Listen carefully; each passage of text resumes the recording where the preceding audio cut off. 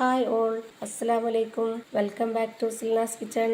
ഇന്നത്തെ റെസിപ്പി വളരെ എളുപ്പം തയ്യാറാക്കിയെടുക്കാൻ പറ്റിയ ഈസി ആയിട്ടുള്ള ഒരു അടിപൊളി സ്നാക്സിൻ്റെ റെസിപ്പിയാണ്. നമ്മുടെ വീട്ടിൽ സ്ഥിരമായി ഉള്ള സാധനങ്ങൾ കൊണ്ട് തന്നെ വളരെ പെട്ടെന്ന് തയ്യാറാക്കി എടുക്കാൻ പറ്റിയ ഒരു നല്ല ടേസ്റ്റി ആയിട്ടുള്ള സ്നാക്സിൻ്റെ റെസിപ്പിയാണ്.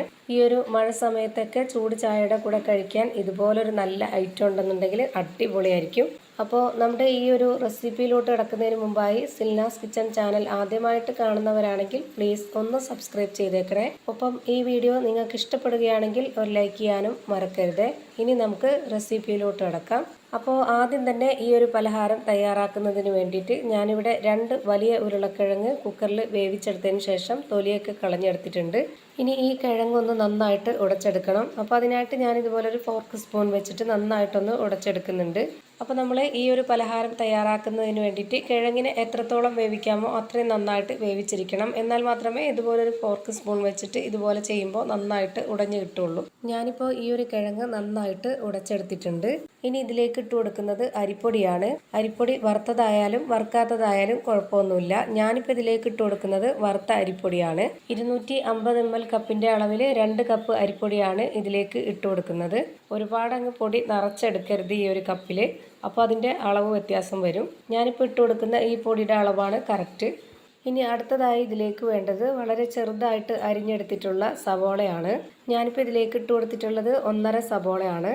ഇനി ഇതിലേക്ക് ഒരു 3 പച്ചമുളക് ഇതുപോലെ ചെറുതായിട്ട് അരിഞ്ഞിട്ടുള്ളതും കൂടി ഇതിലേക്ക് ഇട്ട് കൊടുക്കുന്നുണ്ട്.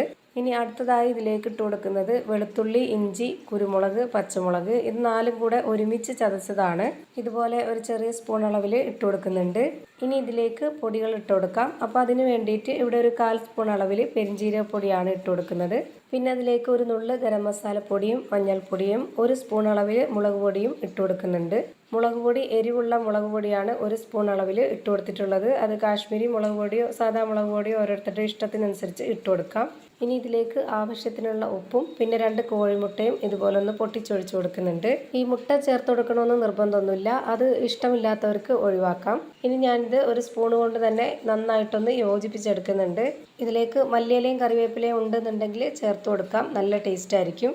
ഞാനിപ്പോൾ ഇതാ സ്പൂൺ കൊണ്ട് ഇതുപോലെ നന്നായിട്ടൊന്ന് യോജിപ്പിച്ച് കൊടുത്തതിന് ശേഷം ഇനി ഇത് നന്നായിട്ടൊന്ന് കുഴച്ചിട്ടെടുക്കുന്നുണ്ട്. അപ്പോൾ നമുക്കിത് കുഴച്ചെടുക്കാനായിട്ടുള്ള ഇതിൻ്റെ നനവ് പോരാ. അപ്പോൾ അതുകൊണ്ട് നമുക്കിതിലേക്ക് ഇനി വെള്ളം ഒഴിച്ചു കൊടുക്കണം. ഞാനിപ്പോൾ ഇവിടെ 250 ml കപ്പിൻ്റെ അളവിൽ 1 കപ്പ് വെള്ളം എടുത്തിട്ടുണ്ട്. അത് മുഴുവനായിട്ടും ഒഴിച്ചു കൊടുക്കുന്നില്ല.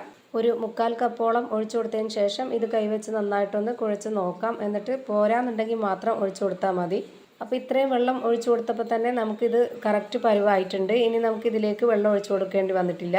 അപ്പോൾ നമ്മുടെ ഈ ഒരു മാവിൻ്റെ കറക്റ്റ് പരുവം ഇതാണ്. ഇതിപ്പോൾ നിങ്ങൾക്ക് കാണുമ്പോൾ തന്നെ മനസ്സിലാവുന്നുണ്ടാവും. മാവ് ഇതേപോലെ റെഡിയാക്കി എടുത്തതിന് ശേഷം 2 കൈയും വെള്ളത്തിലൊന്ന് നനച്ചിട്ടെടുക്കുക. എന്നിട്ട് ഇതിൽ നിന്ന് കുറച്ച് മാവ് എടുത്തതിന് ശേഷം ഇതുപോലെ വലിയൊരു ബോൾസ് ആക്കിയതിന് ശേഷം അത് കൈകൊണ്ടൊന്ന് പ്രസ് ചെയ്ത് കൊടുക്കണം. പിന്നെ നമ്മളിതൊന്ന് കറക്റ്റ് ഷേപ്പിലാക്കി കൊടുത്തതിന് ശേഷം ഇതിൻ്റെ നടുക്കൊരു ഹോൾ ഇട്ട് കൊടുക്കുക. ഇനി നമ്മൾ വിരലൊന്ന് നനച്ചു കൊടുത്തിട്ട് വേണം ഇതൊന്ന് ഹോളിട്ട് കൊടുക്കാനായിട്ട്. ഇതുപോലെ തന്നെ ചെയ്തിട്ടെടുക്കണം എന്നൊന്നുമില്ല, അതൊക്കെ ഓരോരുത്തരുടെ ഇഷ്ടത്തിനനുസരിച്ച് ചെയ്തെടുക്കാം. ഇതാകുമ്പോൾ കാണാനൊക്കെ നല്ലൊരു ഭംഗിയുണ്ടാവും.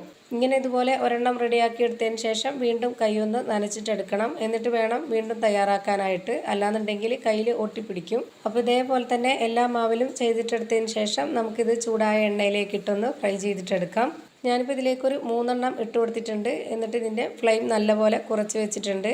ഇതൊരു ലോ ടു മീഡിയം ഫ്ലെയിമിലിട്ടിട്ട് വേണം വേവിച്ചെടുക്കാനായിട്ട്, അല്ലാന്നുണ്ടെങ്കിൽ പെട്ടെന്ന് തന്നെ കരിഞ്ഞു പോകും. ഇതിൻ്റെ അകമൊക്കെ നല്ല പോലെ വേവിച്ചിട്ട് വേണം എടുക്കാനായിട്ട്. അപ്പോൾ അതിനനുസരിച്ച് ഫ്ലെയിം നോക്കിയിട്ട് വേണം കൂട്ടിയും കുറച്ചൊക്കെ വെച്ച് കൊടുക്കാനായിട്ട്. ഇപ്പോൾ ഇതിലേക്ക് ആദ്യം ഇട്ട് കൊടുത്തത് കറക്റ്റായിട്ട് തിരിച്ചു മറിച്ചൊക്കെ ഇട്ട് കൊടുത്തിട്ട് വെന്ത് കിട്ടിയിട്ടുണ്ട്. അത് നമുക്ക് കോരി മാറ്റാം. അപ്പോൾ അതാ ഈ ഒരു പരുവാണ് കറക്റ്റ് പരുവം. ഇപ്പോൾ ഇത് നന്നായിട്ട് വെന്ത് കിട്ടിയിട്ടുണ്ട്. ഇനി നമുക്കിത് എണ്ണയിൽ നിന്ന് കോരി മാറ്റാം. ഇത് ഒരുപാട് എണ്ണ കുടിക്കുമെന്നോർത്ത് ടെൻഷനാവൊന്നും വേണ്ട, ഒട്ടും തന്നെ എണ്ണ കുടിക്കാത്ത നല്ലൊരു പലഹാരമാണ്.